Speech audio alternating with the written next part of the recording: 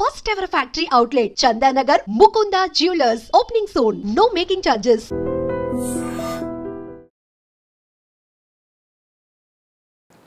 Hi welcome to I dream financial debate. నా పేరు రమేష్ పసుపులేటి, నేను పర్సనల్ ఫైనాన్స్ ప్రొఫెషనల్. ఈరోజు మనతో పాటు ఉన్నారు బోనిగల్ సాల్మాన్ గారు, మ్యూచువల్ ఫండ్ డిస్ట్రిబ్యూటర్. సో సార్ని అడిగి ఫైనాన్స్ గురించి కొన్ని విషయాలు తెలుసుకుందాం. నమస్తే అండి. నమస్తే రమేష్ గారు. సల్మాన్ గారు, యాక్చువల్గా ఫైనాన్షియల్ పరంగా సో మన వరల్డ్లోనే ఉన్న అద్భుతం ఏంటి? రమేష్ గారు, ఈ భూమి మీద జరిగే గొప్ప విషయం నాకు నచ్చింది, నాకు పర్సనల్గా నచ్చింది ఏమిటంటే, ఇప్పుడు చూడండి, ఒక డాక్టరు బ్రహ్మాండంగా చదువుకున్నారు, మంచి సర్జన్ నెంబర్ 1.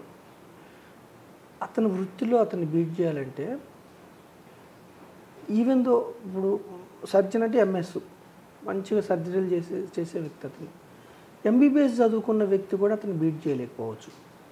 ఆర్డినరీ పర్సన్స్ అతని వృత్తిని, అతని యొక్క టాలెంట్ని మనం బీట్ చేయలేము. అలాగే ఇంజనీర్, ఒక మంచి ఆర్కిటెక్టు, ప్రాజెక్టులు కట్టగల ఇంజనీరు, అతని వృత్తిని కానీ అతని యొక్క సామర్థ్యాన్ని బీట్ చేయలేము. అలాగే సైంటిస్టు, అంటే ఏ ప్రొఫెషన్లో అయినా ఉన్నత చదువులు చదివిన వ్యక్తుల్ని ఆ రంగాల్లో వాళ్ళని ఓడించాలంటే మన వల్ల కాదు. నాకు పర్సనల్గా నచ్చిన విషయం ఏమిటంటే రమేష్ గారు, ఫైనాన్స్లో ఆర్థిక రంగంలో టాప్ మోస్ట్ చదువుకున్న వ్యక్తులను కూడా సామాన్యమైన ప్రజలు, మధ్యతరగతి ప్రజలు బీట్ చేయొచ్చు. ఆర్థిక క్రమశిక్షణ ఉండి చక్కగా మీరు ఇన్వెస్ట్ చేస్తే దీర్ఘకాలంలో ఒక 20 ఇయర్స్, ఒక 25 ఇయర్స్లో బాగా చదువుకున్న వ్యక్తి కంటే, ఉన్నత చదువులు చదువుకున్న వ్యక్తి కంటే కామన్ మ్యాన్ ఆర్థికంగా అతనికంటే ఎక్కువ డబ్బును సంపాదించుకోవచ్చు. ఆఫ్టర్ 20-25 ఇయర్స్ లివింగ్ స్టైలు అతనికి సమానంగా జీవించవచ్చు. ఫైనాన్స్లో భూమి మీద నాకు నచ్చిన విషయం ఇది. అయితే ఇక్కడ బాగా చదువుకున్న వ్యక్తి, ఇప్పుడు డాక్టర్స్ ఉన్నారు, సాఫ్ట్వేర్ ఇంజనీర్, సైంటిస్టులు ఉన్నారు. మనం ఎన్నో ఎగ్జాంపుల్ చూస్తున్నాం. నెలకి 3 లక్షలు 5 లక్షలు తీసుకున్న వాళ్ళు కూడా కొంతమంది అప్పుల్లో ఉన్నారు. ఎందుకంటే ఆర్థిక పరంగా ఇన్వెస్ట్మెంట్ చేసుకోకపోవటం వల్ల, వచ్చినట్టుగా స్పెండ్ చేయటం వల్ల, చుట్టుపక్కల వారి కోసం గొప్పగా జీవించటం వల్ల, ఇన్వెస్ట్మెంట్ తక్కువ చేసుకోవటం వల్ల అప్పుల్లో ఉన్నారు. అయితే ఏమి చదువు లేదు, డిగ్రీ లేదు, వెనకాల ఫ్యామిలీ బ్యాక్గ్రౌండ్ లేదు, అయినా కొంతమంది 30,000 నెలకి 50,000 వచ్చే వ్యక్తులు కూడా ఆర్థికంగా పుంజుకుంటున్నారు. సో నేనేమన్నానంటే, ఈ భూమి మీద గొప్ప విషయం ఏమిటంటే ఫైనాన్స్లో ఉన్న గొప్ప మహత్యం ఏమిటంటే, డబ్బును సమకూర్చి పెడుతుంది. ఎప్పుడైతే మీరు డబ్బుని ఇన్వెస్ట్ చేస్తారో, money is your top most friend. డబ్బుని మీకోసం మళ్ళీ అది పనిచేసేలాగా మీరు డబ్బుని ఇన్వెస్ట్ చేయగలిగితే అది మీకు బెస్ట్ ఫ్రెండ్. మీ లైఫ్ మొత్తం మిమ్మల్ని స్మూత్గా ముందుకు తీసుకెళ్తుంది. సో నేనేమంటున్నానంటే, ఫైనాన్స్లో భూమి మీద మనం ఎవరినైనా జయించవచ్చు. అంటే బాగా చదువుకున్న వ్యక్తులను కానీ, మంచి ప్రొఫెషన్ ఉన్న వాళ్ళని సామాన్యమైన ప్రజలు జయించవచ్చు. అయితే ఇక్కడ మీకు ఒక డౌట్ రావాలి, ఏ విధంగా జయించవచ్చు? Capital markets, financial markets. Capital markets అంటే ఏంటి? పెట్టుబడి మార్కెట్స్, మూలధనం సమకూర్చే మార్కెట్స్. Financial markets. క్యాపిటల్ మార్కెట్స్లో ఉన్న గొప్పదనం ఏమిటంటే, ఇప్పుడు మీరు ఏ కంపెనీలో అయినా ఓనర్షిప్ కావాలంటే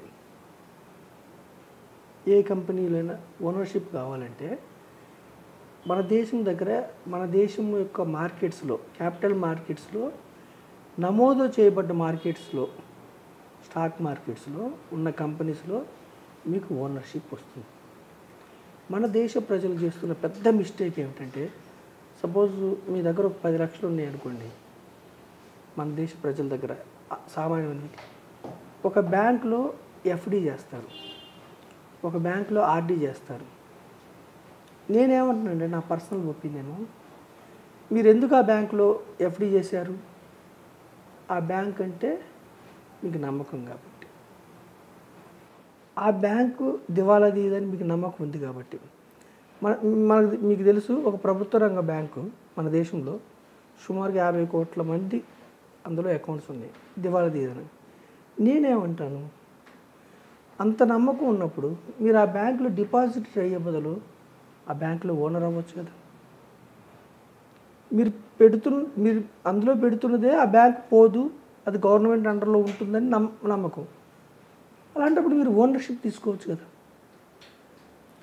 అయితే సామాన్యమైన ప్రజలకు నేను చెప్పేది ఏమిటంటే, క్యాపిటల్ మార్కెట్స్లో మీరు బ్యాంక్స్లో ఓనర్స్ అవ్వచ్చు, ఫార్మా కంపెనీస్లో ఓనర్స్ అవ్వచ్చు, హాస్పిటల్స్లో ఓనర్స్ అవ్వచ్చు, పెద్ద పెద్ద steel companies, cement companies, manufacturing companies owners అవ్వచ్చు. అంటే గ్రూప్ ఆఫ్ కంపెనీస్లో మీరు ఓనర్స్ అయితే దీర్ఘకాలంలో మీరు నేను చెప్పిన డాక్టర్స్ కానీ, సైంటిస్టులు కానీ, సాఫ్ట్వేర్ ఇంజనీర్స్ కానీ మీరు జయించవచ్చు. ఓకే సార్, మీరు చెప్పింది బాగానే ఉంది. అంటే ఓనర్స్ అవ్వడం అంటే ఎలా అవ్వాలంటారు? మంచి క్వశ్చన్ అడిగారు.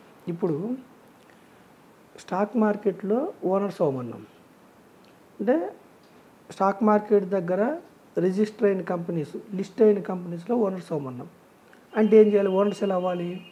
2 విధాలుగా అవ్వచ్చు. ఒకటి, డీమ్యాట్ అకౌంట్ తీసుకొని కంపెనీ షేర్లు కొనుక్కుంటే ఆ కంపెనీలో మీరు ఓనర్ అవుతారు.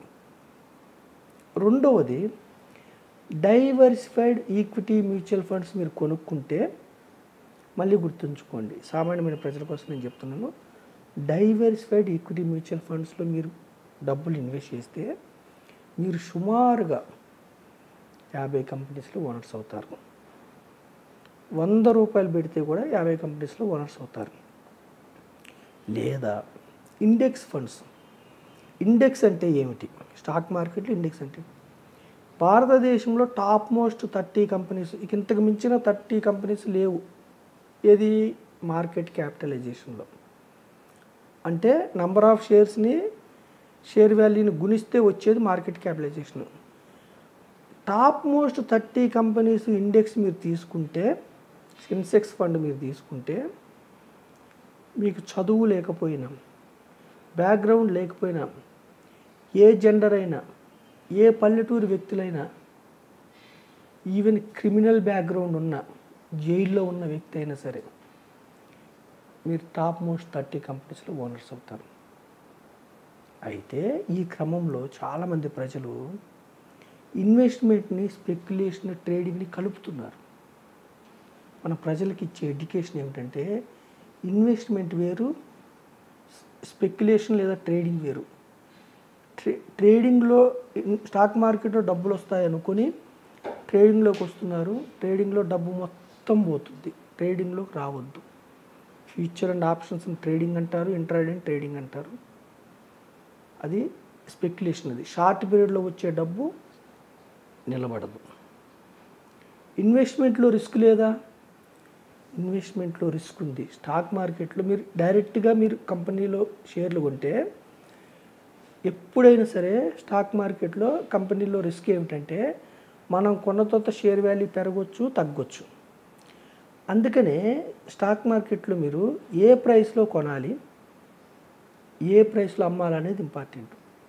అది కామన్ మ్యాన్కి తెలుసుకోవడం కష్టం. ఏ ప్రైస్లో కొనాలి, ఏ ప్రైస్లో అమ్మాలి. కరెక్టే మీరు చెప్పినట్టు. ఇప్పుడు వారన్ బఫెట్ థియరీ ఉంది కదా, అంటే మనం ఏ ప్రైస్లో కొన్నామనేది చాలా ఇంపార్టెంట్ అనేసి. సో అది ఎలా తెలుసుకోవాలంటారు? దానికి స్టాక్ మార్కెట్లో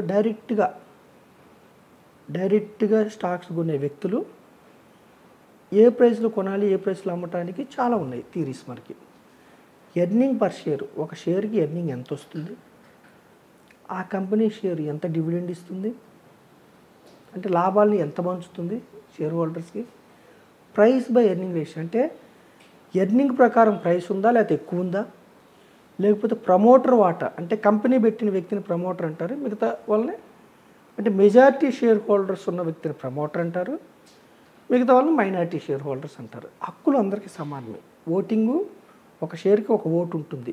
డైరెక్టర్స్ని ఎన్నుకునే క్రమంలో కంపెనీ తీసుకునే మేజర్ డెసిషన్స్లో ఓటింగ్ పెడతారు, జనరల్ బాడీ మీటింగ్. ఇప్పుడు అందరికీ సమానమే. ఒక షేర్ ఉంటే ఒక ఓటు, ఎక్కువ షేర్లు ఉన్న వాళ్ళకి ఎక్కువ ఓట్లు ఉంటాయి. సో వాళ్ళ బ్యాలెన్స్ షీట్ ఎలా ఉంది, ప్రమోటర్ వాటా ఎంత ఉంది. ఇప్పుడు జనరల్గా కంపెనీ బాగున్నప్పుడు, కంపెనీకి నెట్ ప్రాఫిట్స్ ఎక్కువ వస్తున్నప్పుడు ప్రమోటర్ వాటా పెంచుకుంటానికి ట్రై చేస్తాడు, టక్క ప్రమోటర్ వాటా తగ్గించుకుంటున్నప్పుడు కంపెనీలో ఏదో ఫాల్ట్ ఉన్నట్టు, CEO రిజైన్ చేస్తున్నాడు అంటే ఇవన్నీ చూసుకోవాలి. ఫైనాన్షియల్ స్టేట్మెంట్స్ చూసుకోవాలంటే వాళ్ళకి ఎంత ఆదాయం వస్తుంది,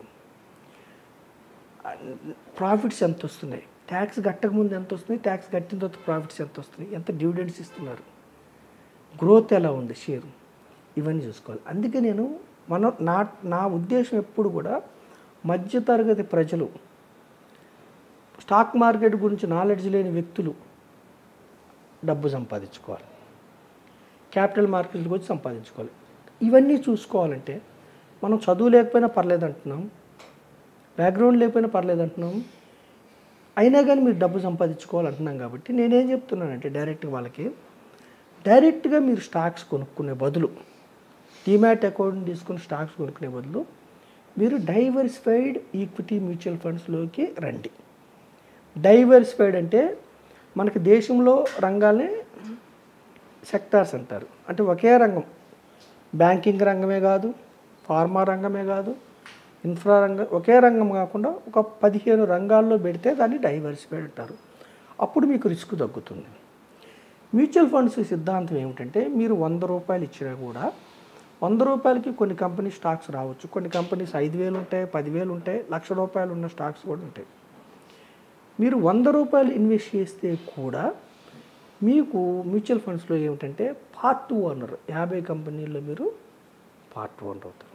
ఎప్పుడు కూడా ఓనర్షిప్ ఉంటే ఆ షేర్ వాల్యూ పెరుగుతుంటే మీకు ధనం సమకూరుతుంది.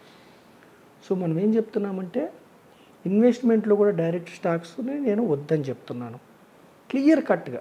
అంటే ఇప్పుడు డైరెక్ట్ స్టాక్స్లో కూడా రిస్క్ ఉంటుంది, అలాగే మ్యూచువల్ ఫండ్లో కూడా రిస్క్ ఉంటుంది. మ్యూచువల్ ఫండ్స్లో కూడా రిస్క్ ఉంటుంది. ఇప్పుడు అంతేందుకు, ఇప్పుడు లాస్ట్ 5 years పెట్టిన వాళ్ళకి కూడా ఇప్పుడు కొంచెం నెగిటివ్ కనపడుతుంది. చాలా SIPలు అయిపోయినాయి, చాలామంది విత్డ్రా చేశారు. సో వీటిలో కూడా రిస్క్ ఉంది కదా, మరి వీటిని ఎలాగా మనం డీల్ చేయాలంటారు? ఈక్విటీ అంటేనే రిస్క్. ఈక్విటీస్లో గ్యారంటీ రిటర్న్స్ ఉండవు. డైరెక్ట్ స్టాక్స్ కొన్నా రిస్క్ ఉంటుంది, ఈక్విటీ మ్యూచువల్ ఫండ్స్ కొన్నా రిస్క్ ఉంటుంది. డైరెక్ట్ స్టాక్స్లో మీకు ఎక్కువ రిస్క్ ఉంటుంది, వస్తే ఎక్కువ రివార్డ్ వస్తుంది. మీరు కొన్న స్టాక్స్ బాగా పెరిగి లాభాలు బాగా వస్తే మీకు ఎక్కువ లాభాలు వస్తాయి. మీరు కొన్న స్టాక్స్ దెబ్బతింటే మీకు ఎక్కువ నష్టం వస్తుంది. పైగా మీరు డైరెక్ట్గా కొనుక్కుంటే కొన్ని స్టాక్స్ మీరు కొనలేకపోవచ్చు. 5,000 నా దగ్గర ఉన్నాయి, MRF స్టాక్ లాంటిది నేను కొనుక్కోలేకపోవచ్చు. 10,000 స్టాక్స్ ఉన్నాయి, 10 అవి కొనుక్కోలేదు. అందుకే మనం ఏం చెప్తున్నామంటే మ్యూచువల్ ఫండ్స్లో కూడా రిస్క్ ఉంటుంది. రిస్క్ను తగ్గించుకోవడానికి మీరు ఏం చేయాలంటే ఒకటే మంత్రం, లాంగ్ టర్మ్ ఉండాలి. షార్ట్ పీరియడ్లో అద్భుతాలు జరగవు. షార్ట్ పీరియడ్లో కోట్లు రావు, డబ్బు లక్షల కోట్లు రావు. లాంగ్ టర్మ్లో వస్తుంది. లాంగ్ టర్మ్లో పవర్ ఆఫ్ కాంపౌండింగ్ అనే వెపను మిమ్మల్ని ఆర్థిక తీరాలకి, ఆర్థిక గమ్యాలకు చేరుస్తుంది. ఉదాహరణ చూడండి రమేష్ గారు, ఎవరైతే వాకింగ్ చేసే వ్యక్తి ఉంటారు, రోజు వాకింగ్ చేస్తున్నారు, ఒక్క రోజులో రిజల్ట్ కనపడదు. ఒక 10 ఏళ్ళు 15 ఏళ్ళు చేస్తే అతనికి అనారోగ్య సమస్యలు ఏది రావు, పవర్ ఆఫ్ కాంపౌండ్. అలాగే చెడు అలవాట్లు ఉన్న వ్యక్తి, స్మోకింగ్ ఇంకొకటో ఒక్క రోజులోనే అతనికి ఏం ఎఫెక్ట్ పడుతుంది, దీర్ఘకాలంలో అది కూడా పవర్ ఆఫ్ కాంపౌండింగ్ ఎఫెక్ట్, ఏది అలవాట్లు కూడా అతనికి ఎఫెక్ట్ అవుతుంది. ఆర్థికంగా కూడా మనం ఏం చెప్తున్నామంటే లాంగ్ టర్మ్ ఉండాలి. లాంగ్ టర్మ్ అంటే ఎంత? మోర్ దాన్ 10 years అని మనం ఎందుకు అంటున్నామంటే రమేష్ గారు, సెన్సెక్స్ 1979లో స్టార్ట్ అయింది, ఈరోజు 2025 ఏప్రిల్, ఈరోజు సుమారుగా 76,000 సుమారుగా. ఎన్ని ఒడిదుడుకులున్నా 14% CAGR, సుమారు 1% అటు ఇటుగా. Compounded returns, not normal returns. Compounded returns అంటే వడ్డీ మీద వడ్డీ, రిటర్న్స్ మీద రిటర్న్, చక్ర వడ్డీలాగా లెక్కిస్తాం. అంటే ఎవరైతే ₹1,00,000 పెట్టారో 79లో ఎన్ని ఒడిదుడుకులున్నా ఈరోజు 7,60,00,000 సుమారుగా. సో మనం ఏమంటున్నామంటే రోల్ బ్యాక్ రిటర్న్స్. ఇవి మనం ఏం చెప్తున్నామంటే సెన్సెక్స్లో రోల్ బ్యాక్ రిటర్న్స్ అంటే మీరు ఏ సంవత్సరంలోనైనా స్టార్ట్ చేయండి రమేష్ గారు. రోల్ బ్యాక్ రిటర్న్స్ అంటే ఏ సంవత్సరంలోనే మీరు స్టార్ట్ చేయండి. 79లో స్టార్ట్ చేశారు, 89 అంటే 10 ఏళ్ళు ఉన్నారు, 89లో చూశారు. లేదంటే 85లో స్టార్ట్ చేశారు, 10 ఏళ్ళు ఉన్నారు, 95లో చూశారు. ఏ సంవత్సరం అన్నా మీరు స్టార్ట్ చేయండి ఇన్వెస్ట్మెంట్ సెన్సెక్స్లో. 10 ఏళ్ళ తర్వాత మీరు చూస్తే నెగిటివ్ రిటర్న్స్ లేవు.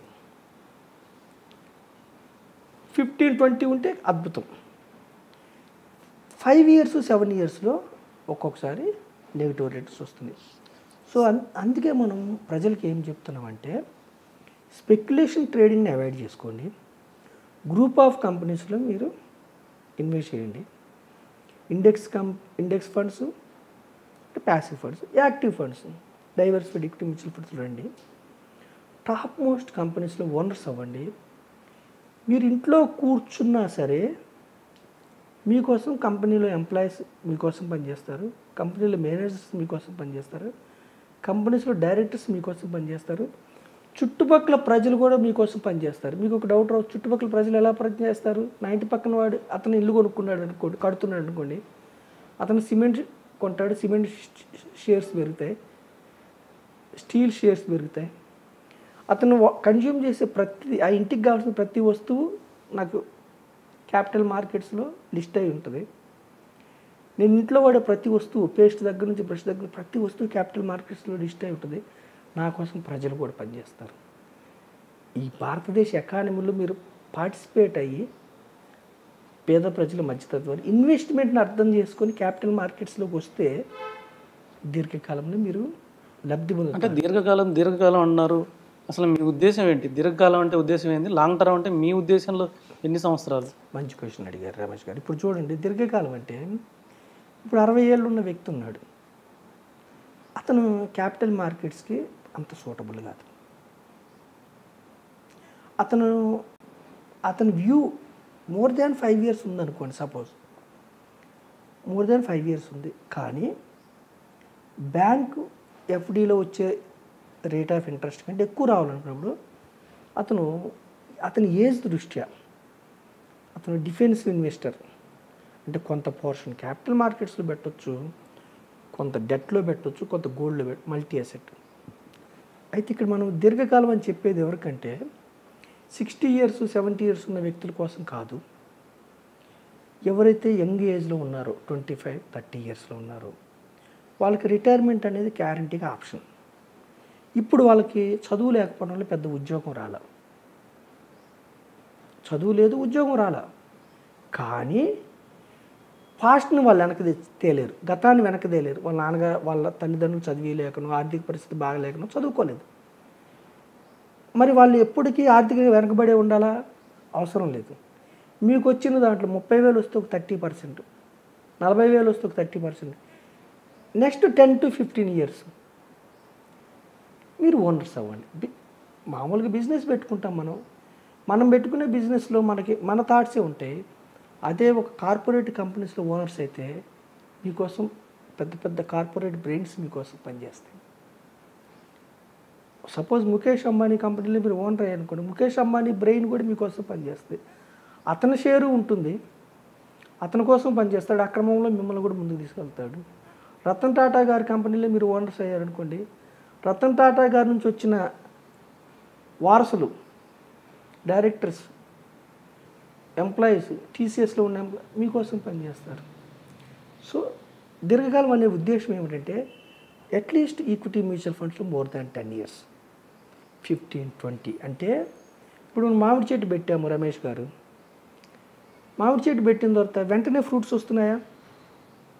5 ఇయర్స్ వరకు లేదంటే 4-5 ఇయర్స్ వరకు మీకు పండ్లు రావు. ఒక్కసారి పండ్లు స్టార్ట్ అయిన తర్వాత జీవితకాలం మీకు అది డబ్బు కూడా అంతే.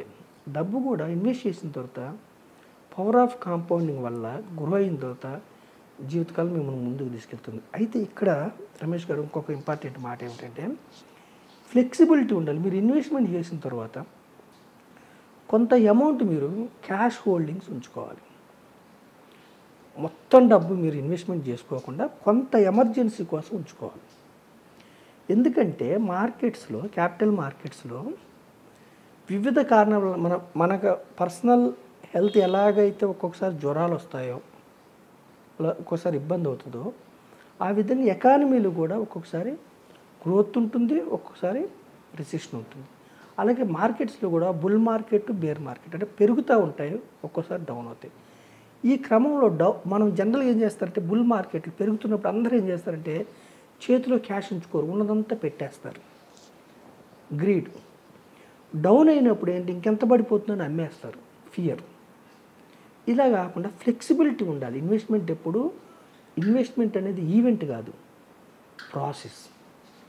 ఎప్పుడు ప్రాసెస్, అది ముందుకెళ్తూ ఉండాలి ఇన్వెస్ట్మెంట్. అప్పుడు ఏమైందంటే మనకి బేర్ మార్కెట్స్ అంటే మార్కెట్స్ డౌన్ అయినప్పుడు మన సంపద కొంత డౌన్ అవుద్ది. ఆ టైంలో విత్డ్రా చేయకుండా ఫ్లెక్సిబిలిటీ కొంత క్యాష్ ఉంచుకోవాలి. పేదవాళ్ళైనా పర్వాలేదు, కొంత అమౌంట్ మీరు ఉంచుకోవాలి. అంటే ఇది ఎలా తెలిసిద్ది అంటారు? ఇప్పుడు మార్కెట్ హైలో ఉంది, మనం అమ్మేసి క్యాష్లోకి వచ్చేయాలి, మళ్ళీ మార్కెట్ డౌన్ అయింది, ఇది బాటము, మనం ఇక్కడ ఇన్వెస్ట్ చేయాలని మనకి ఎట్లా తెలుస్తుంది అంటారు? ఈక్విటీ మ్యూచువల్ ఫండ్లో మీరు హైలో ఉన్నప్పుడు అమ్మొద్దు.